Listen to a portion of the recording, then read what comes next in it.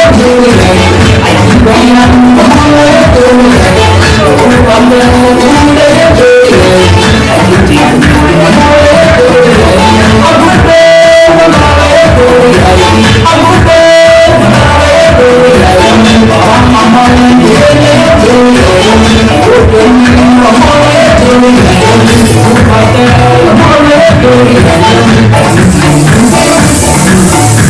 subscribe cho kênh Ghiền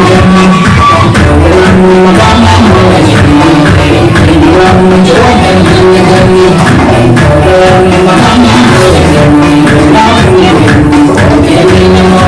để không bỏ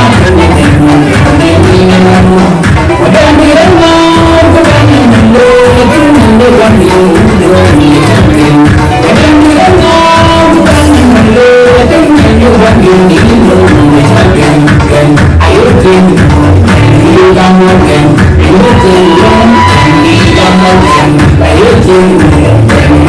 hấp dẫn.